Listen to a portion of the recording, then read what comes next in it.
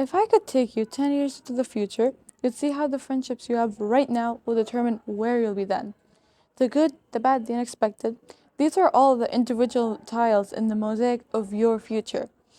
For a moment, think of the people closest to your heart, your close friends and family. They are what shape the tiles in your personal mosaic.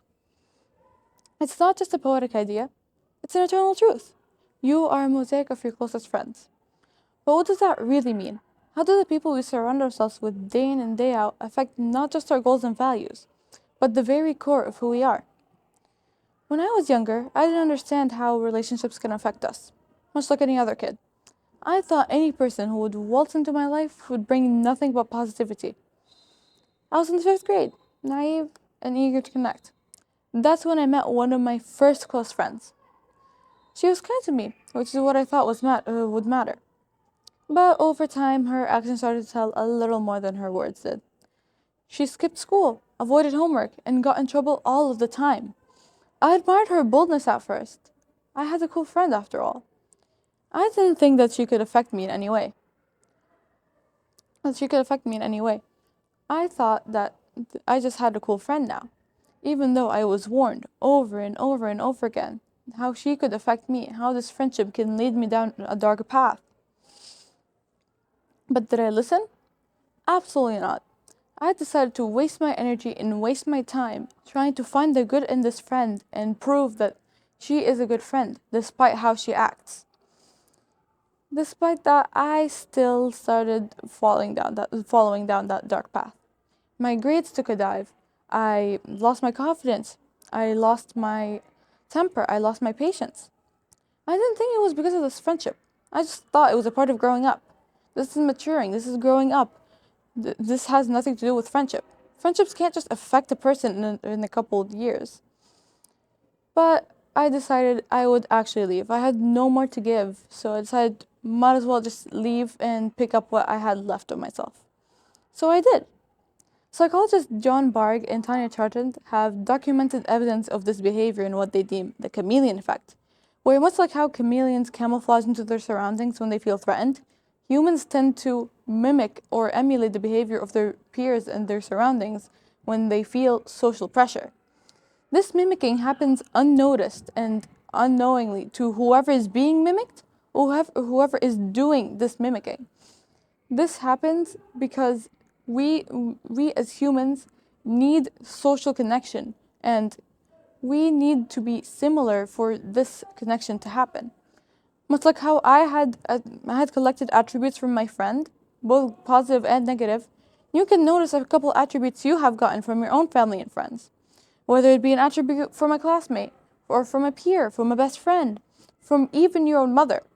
These are all part of human nature.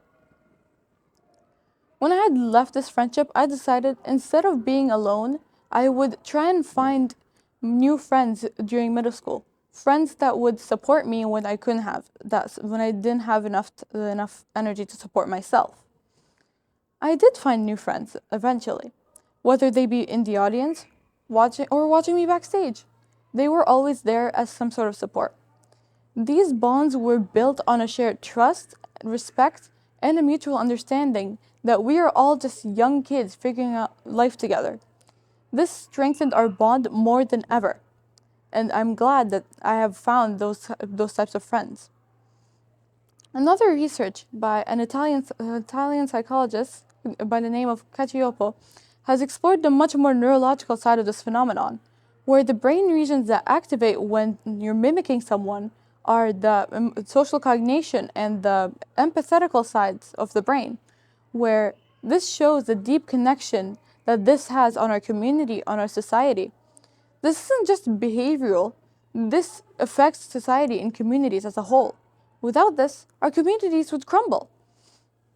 Candler also explores the much more the much more neuron-based side of this phenomenon, where the same neurons, the same the brain cells that are used for mirroring stuff when humans used to have to face threats every day, are the same neurons that are used once you're mimicking someone, when you're being mimicked.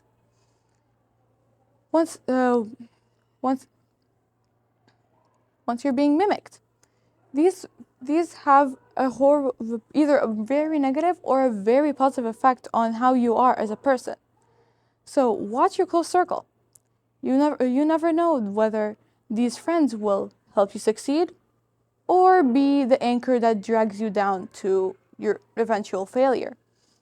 These friendships are these types of friendships and relationships need to be upheld with with much support and much trust between you guys in connection. These these relationships are the glue to our society. Without these, society would crumble eventually. So take this as a note. Watch your close circle, watch your family, watch how you act. You never know whether you'll succeed because of these friends or whether you will drown.